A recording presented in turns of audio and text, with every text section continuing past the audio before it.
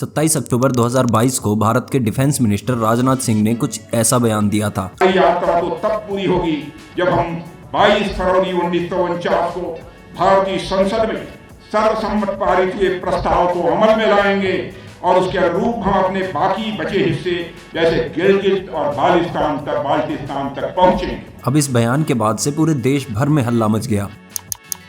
काफी लोग राजनाथ सिंह को काफी ज्यादा सपोर्ट दिखा रहे थे। वहीं काफी लोग ये भी कह रहे थे कि बीजेपी के लीडर्स ऐसे बयान सिर्फ अपनी वोट्स बढ़ाने के लिए करते हैं। तो आखिर सच्चाई क्या है? क्या इंडियन गवर्नमेंट पीओके को वापस लेने के लिए कोई सॉलिड स्टेप्स उठा रही है? क्या पाकिस्तान ऑक्यूपाइड कश्मीर को वापस इंडिया में शामिल करना पॉसिबल भी है? इसके पहले हमें पूरे कश्मीर रीजन का और पीओके का इतिहास जानना बहुत जरूरी है। दोस्तों 1947 में जब भारत को आजादी मिली तो भारत के अंदर दो तरह के स्टेट्स थे। एक वो जिनको अंग्रेजों के द्वारा डायरेक्टली रूल किया जाता था और दूसरे थे प्रिंसली स्टेट्स। अब जिन स्टेट्स को डायरेक्टली ब्रिटिशर्स गवर्न करते थे वो तो इंडिया में, लेकिन दिक्कत हुई इन प्रिंसली स्टेट्स के साथ। प्रिंसली स्टेट्स बेसिकली वो स्टेट्स थे जिनके खुद के रूलर थे और प्रिंसली स्टेट्स उस समय इंडिया में 562 थे। लेकिन इनमें से ज्यादातर स्टेट्स जो थे वो काफी ज्यादा छोटे थे, तो वो या तो अपनी मर्जी से भारत में शामिल हो गए या फिर उन्हें जबरदस्ती भारत में शामिल कर दिया गया। सिर्फ 3 ऐसे स्टेट्स थे जिन्होंने भारत में शामिल होने से मना कर दिया, मैसूर, हैदराबाद और कश्मीर। अब मैसूर और हैदराबाद इंडिया में कैसे शामिल हुए इसकी बात कभी और करेंगे, फिलहाल फोकस कश्मीर पे करते हैं। कश्मीर के जो रूलर थे वो थे राजा हरि सिंह, जो कि एक हिंदू थे और वो अपनी गद्दी किसी भी हालत में छोड़ना नहीं चाहते थे। इसलिए राजा हरि सिंह के सामने जो 3 ऑप्शंस थे उनमें से कोई भी ऑप्शन चूज करने में उन्हें बड़ी दिक्कत आ रही थी, क्योंकि अगर वो पाकिस्तान के साथ मिलते तो पाकिस्तान के अंदर एक हिंदू राजा का राजा बने रहना वो बिल्कुल इम्पॉसिबल होता, और अगर वो इंडिया के साथ मिलते तो इंडिया में नेहरू जी इलेक्शंस करवाने की बात कर रहे थे, डेमोक्रेसी की बात कर रहे थे, और कश्मीर की जो पॉपुलेशन थी वो मेजोरिटी मुस्लिम थी, तो इलेक्शन होता तो उनका राज वैसे ही खत्म हो जाता। और अगर वो इंडिपेंडेंट रहने की कोशिश करते तो इतने 2 बड़े देशों के बीच इंडिपेंडेंट रहना बिल्कुल इम्पॉसिबल था। तो इधर राजा हरि सिंह को कोई भी फैसला लेने में काफी दिक्कत आ रही थी और उधर जिन्ना का ऑब्सेशन कश्मीर से बढ़ता ही जा रहा था, क्योंकि अनलाइक हैदराबाद और जूनागढ़ कश्मीर पाकिस्तान की सीमा से मिलता था और दूसरा कश्मीर के अंदर मेजोरिटी मुस्लिम थे और जिन्ना को पूरा यकीन था कि अगर कश्मीर के अंदर प्लेबिसाइड होता है तो फैसला उनके हक में ही आएगा। लेकिन वो कश्मीर पर डायरेक्ट अटैक नहीं कर सकते थे, क्योंकि जब अंग्रेज भारत छोड़कर जा रहे थे तो अंग्रेजों ने एक बड़ा ही सही डिसीजन लिया। उन्होंने इंडिया और पाकिस्तान दोनों का ही डिफेंस अपने हाथ में रखा। दोनों के ही जो कमांडर थे वो अंग्रेज थे। अब पाकिस्तान डायरेक्टली अपनी फोर्सेज तो कश्मीर में उतार नहीं सकता था, तो उन्होंने पैरेलली 10,000 लोगों की एक फौज खड़ी की जिसका उसने नाम रखा आजाद कश्मीर फौज। अब जैसे ही राजा हरि सिंह को आजाद कश्मीर फौज के बारे में पता चला तो उन्होंने इंडिया से मदद मांगी। लेकिन जैसा कि मैंने बताया दोनों देशों का जो डिफेंस था वो अंग्रेजों के हाथ में था, तो माउंटबेटन ने मदद करने के लिए साफ इनकार कर दिया, ये कहते हुए कि क्योंकि कश्मीर भारत का हिस्सा नहीं है तो हम अपनी आर्मी वहां नहीं उतार सकते। हम एक ही सूरत में अपनी आर्मी का यूज कर सकते हैं कि जब हम पर अटैक हो रहा हो और हमें अपनी डिफेंस में आर्मी का यूज करना हो। अगर कश्मीर भारत में शामिल हो जाता है तब ये अटैक इंडिया पर अटैक होगा और तब हम अपनी आर्मी अपने डिफेंस के लिए यूज कर सकते हैं। लेकिन जब पाकिस्तान की सेना श्रीनगर से सिर्फ 50 किलोमीटर दूर रह गई तब वीपी मेनन विलय पत्र लेकर कश्मीर पहुंचे। राजा हरि सिंह ने वो डॉक्यूमेंट साइन किया और कश्मीर जो है वो इंडिया का पार्ट बन गया। लेकिन कुछ लोग जो कश्मीर को इंडिया का पार्ट नहीं मानते उनका ये कहना है कि ये जो डॉक्यूमेंट था वो सिर्फ एक कंडीशनल एग्रीमेंट था, इससे कश्मीर इंडिया का पार्ट नहीं बन जाता। लेकिन ये वही सेम डॉक्यूमेंट है वर्ड बाय वर्ड जो इंडिया ने बाकी सभी रियासतों से साइन करवाया था। और ये डॉक्यूमेंट साइन करते ही जब कश्मीर इंडिया का पार्ट बन गया तो इंडिया ने अपनी फोर्सेज कश्मीर में उतारी और पाकिस्तान की फोर्सेज को पीछे करना शुरू कर दिया। और इस पर जिन्ना ने भी कोशिश की कि वो भी पाकिस्तान की आर्मी को कश्मीर में उतारे, लेकिन जो माउंटबेटन ने इंडिया से कहा था वही सेम चीज उसने पाकिस्तान से भी कही कि कश्मीर अभी पाकिस्तान का हिस्सा नहीं है और अगर पाकिस्तानी फोर्सेज कश्मीर में उतरती है तो वो एक अटैक माना जाएगा, ना कि एक डिफेंस। 1-1.5 साल तक ये युद्ध चला, लेकिन इसके बाद 2 चीजें नेहरू जी ने ऐसी की जिसको लोग आज भी काफी ज्यादा क्रिटिसाइज करते हैं। पहला, उन्होंने मंच पर आकर ये कहा कि हम कश्मीर में प्लेबिसाइड करवाएंगे, और दूसरा 1-1.5 साल युद्ध चलने के बाद नेहरू जी इस पूरे मुद्दे को रिजोल्व कराने के लिए यूएन चले गए। कुछ इतिहासकार मानते हैं कि इसके पीछे नेहरू जी की सोच कुछ ऐसी रही होगी कि यूएन एक नई संस्था है और इंडिया इसका एक फाउंडिंग मेंबर है, तो यूएन इस पूरे मुद्दे पर इंडिया को काफी सपोर्ट करेगा और इंडिया को अपना हिस्सा वापस बहुत जल्दी मिल जाएगा। फिर जब यूएन का रेजोल्यूशन आया तो उसमें 3 पॉइंट थे, जिसमें पहला पॉइंट सीज फायर का था कि जो जहां पर है वहीं पर रुक जाए और आगे लड़ाई कंटिन्यू नहीं होगी। दूसरा पॉइंट इसमें यह था कि पाकिस्तान की फोर्सेज को कश्मीर पूरी तरह खाली करना पड़ेगा और उसके बाद इंडियन फोर्सेज वहां से पीछे हटेंगी। और तीसरा पॉइंट ये था कि जब दोनों पहली शर्तें मान ली जाएंगी तब वहां की जनता डिसाइड करेगी प्लेबिसाइड के जरिए कि उनको इंडिया में शामिल होना है, पाकिस्तान में शामिल होना है या फिर इंडिपेंडेंट रहना है।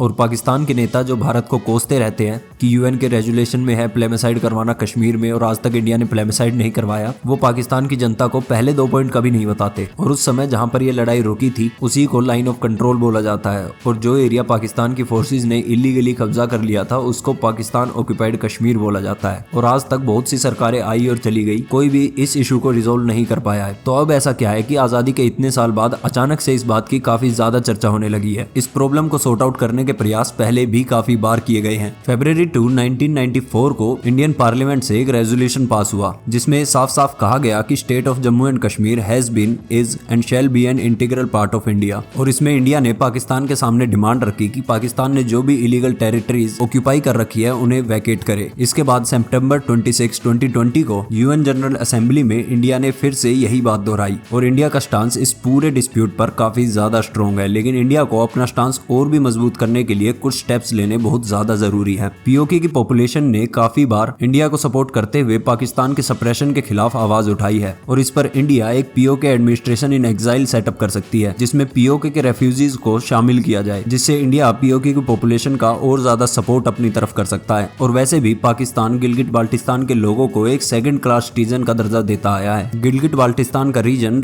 नेचुरल रिसोर्सेज में काफी ज्यादा रिच है जिसको पाकिस्तान के पॉलिटिशियंस, वहाँ के आर्मी ऑफिसर्स सभी ने मिलकर खूब एक्सप्लॉइट किया है, जिसके चलते गिलगिट बाल्टिस्तान के लोग पाकिस्तान के साथ कभी भी खुश नहीं रहते। और अभी रिसेंटली वहाँ के लोगों ने सड़कों पर उतरकर दोबारा इंडिया में शामिल होने की डिमांड भी उठाई थी। तो ऐसे समय पर जब पाकिस्तान इकोनॉमिकली बुरी तरह से स्ट्रगल कर रहा है, पीओके और गिलगिट बाल्टिस्तान के लोग वापस इंडिया में शामिल होने के लिए खुद आगे से डिमांड उठा रहे हैं। तो ऐसे में पीओके पर मिलिट्री टेक ओवर का चांस इंडिया के पास काफी ज्यादा अच्छा है। लेकिन इसमें दिक्कत है तो सिर्फ एक, वो है चाइना। देखिए, बेशक इंडिया आज के समय में इकोनॉमिकली, कल्चरली और हार्ड पावर में भी काफी तेजी से ग्रो कर रहा है, लेकिन चाइना अभी भी इन एस्पेक्ट्स में इंडिया से काफी ज्यादा आगे है। और अगर इंडिया पीओके को टेक ओवर करने के लिए एक मिलिट्री एक्शन लेता है तो एक 2 फ्रंट वॉर का खतरा काफी ज्यादा बड़ा है, जिससे इंडिया को काफी ज्यादा डैमेज हो सकता है। दोस्तों, इस सारे मुद्दे पर आपके क्या विचार है कमेंट सेक्शन में जरूर बताइएगा। जय हिंद, जय भारत।